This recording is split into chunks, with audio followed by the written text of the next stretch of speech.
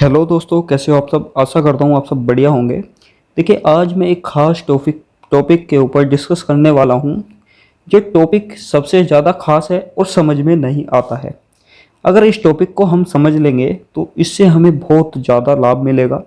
तो टॉपिक कौन सा है? नॉर्मलाइजेशन। उत्तर प्रदेश सिपाही भर्ती में नॉर्मलाइजेशन किस तरीके से कैसे मिलता है। सिपाही भर्ती में जो नॉर्मलाइजेशन है, इसका महत्व क्या है, किस शिफ्ट में कितना मिलता है। शिफ्ट में जैसे मैं यहाँ पर एग्जांपल भी दूंगा, आप लोगों को बढ़ाकर भी दिखाऊंगा, इसका रूल भी बताऊंगा कि कितने नंबर कैसे बढ़ते हैं। क्या इसमें कम भी होते हैं नंबर नॉर्मलाइजेशन में? ज़्यादा गलत करने वाले का इसमें क्या होगा, नॉर्मलाइजेशन मिलेगा या नहीं मिलेगा। किस तरीके से नॉर्मलाइजेशन में हम ज़्यादा नंबर पा सकते हैं, सभी सटीक आंकड़े मैं आप लोगों के लिए लेकर आया हूँ। और कभी कभी ऐसा होता है, जैसे आपने पेपर दिया, आपकी शिफ्ट इजी थी या हार्ड थी, कुछ भी थी, उसमें आपकी शिफ्ट में जैसे 150 क्वेश्चन होते हैं और आपके 148 क्वेश्चन तो सही हैं और 2 क्वेश्चन जो बोर्ड की तरफ से ही गलती हो जाते हैं। तो ये जो क्वेश्चन है, इनका किस किस कैंडिडेट को फ़ायदा मिलता है, ये सारा इसमें डिस्कस करेंगे। चलिए, अब यहाँ पर देख लेते हैं, एक छोटा सा इसका आंकड़ा समझ लेते हैं। जैसे हम मान लेते हैं कि हमारा एग्ज़ाम है 3 शिफ्ट में, उदाहरण के तौर पर मान रहा हूँ मैं कि 3 शिफ्ट में एग्ज़ाम है हमारा, और हमारा एग्ज़ाम 200 नंबर का है। ठीक है, वैसे यूपी पुलिस में का एग्ज़ाम जो है 300 नंबर का होता है, पर मैंने यहाँ पर 200 नंबर का आप लोगों के लिए समझाने के तौर पर लिख लिया। और जो फर्स्ट शिफ्ट थी हमारी, और यहाँ पर ये 5 कैंडिडेट हैं, 5 विद्यार्थी हैं, इन्होंने एग्ज़ाम दिया। 5 विद्यार्थियों ने एग्ज़ाम दिया फर्स्ट शिफ्ट में। तो फर्स्ट जो शिफ्ट थी हमारी कुछ टफ थी, जिसमें पहले विद्यार्थी के 80 नंबर आए थे, दूसरे के 85 आए थे, तीसरे के 90 आए थे और चौथे के 95, पाँचवें के आए थे पूरे 100 नंबर।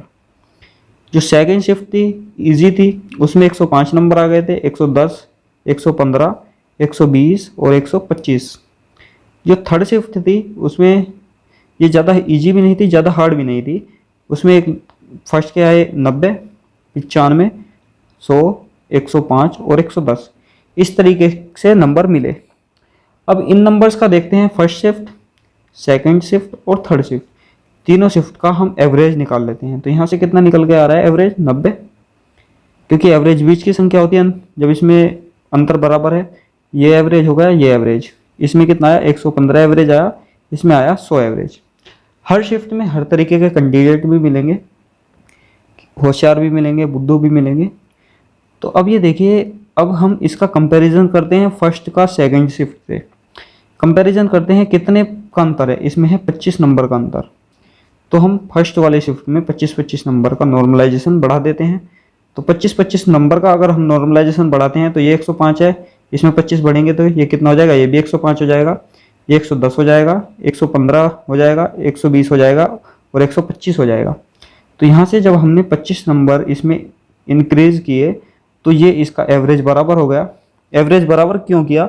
क्योंकि जो किसी की शिफ्ट में आसान है, किसी की में हार्ड है, तो कैंडिडेट को नुकसान न हो। अब इसका कंपैरिजन करते हैं दूसरी और तीसरी का।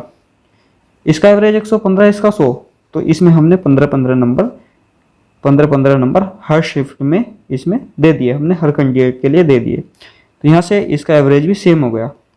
अब ये देखिए, अब मैंने यहाँ पर बताया कि 25 नंबर दे दिए, 15 नंबर दे दिए, पर किसी किसी जो छात्र है उसे तो नंबर 10 मिल जाते हैं, किसी को 4 मिल जाते हैं, किसी को 5 मिल जाते हैं, किसी को 20 मिल जाते हैं। तो ये फंडा क्या है कि ये जब शिफ्ट में एक सार नंबर बढ़ने चाहिए, पर ये इस तरीके से नंबर क्यों कम बढ़ती हो रहे हैं? तो इसका देखिए, अब ये डिपेंड करता है हमारी एक्यूरेसी पर। एक्यूरेसी भी 2 प्रकार की होगी। कौन कौन सी? एक एक्यूरेसी वो होती है कि क्वेश्चन है हार्ड, एक क्वेश्चन है ईजी। ठीक है, हमने हार्ड क्वेश्चन को कर दिया, इजी क्वेश्चन हमने छोड़ दिया, या इजी क्वेश्चन को हमने गलत कर दिया, और जो क्वेश्चन हार्ड है ये कुछ ज़्यादा ही हार्ड लेवल का है, तो यानी कि ऑब्वियसली हम इसे तुक्का मारकर सही करेंगे। और इजी क्वेश्चन अगर हमारे से गलत हो जाता है तो एग्जामिनर भी वहाँ पर देखेगा कि इजी क्वेश्चन तो इसने गलत किया और हार्ड किया सही। उसके बाद में अगर हमारी 87 से 95% एक्यूरेसी अगर हमारी होती है तो उस कैंडिडेट को सबसे ज़्यादा नॉर्मलाइजेशन का फ़ायदा मिलेगा, चाहे किसी भी शिफ्ट से हो। सेकंड नंबर पे अगर 80 to 85 हमारी जो एक्यूरेसी बनती है, 80 to 85 ये परसेंटेज है, तो उसे इस कैंडिडेट से 2 या 3 नंबर कम नॉर्मलाइजेशन मिलेगा। अगर 70 के आसपास है, हमारी एक्यूरेसी 65-70 के आसपास है, तो उसे नॉर्मलाइजेशन में सबसे कम स्कोर मिलेगा। अब आ जाते हैं इन क्वेश्चंस पर। अब हार्ड क्वेश्चन हमने किया था, इजी क्वेश्चन हमारा गलत हो गया था। अगर हम छोड़ देते हैं तो ये एक अलग वे में जो दर्शाएगा, अगर हम करके आते हैं और गलत हो जाता है, नेगेटिव मार्किंग में कट जाता है, तो जो हार्ड क्वेश्चन हमने किया तो उसका हमें नंबर मिलेगा, पर इसका नॉर्मलाइजेशन पॉइंट में घट जाएगा। अगर हम इस क्वेश्चन को कर देते हैं, ये हो जाता है गलत, तो ये तो पहले से ही हार्ड है, तो इसका हमें नॉर्मलाइजेशन ठीक ठाक मिल जाता है। तो ये था नॉर्मलाइजेशन का रूल।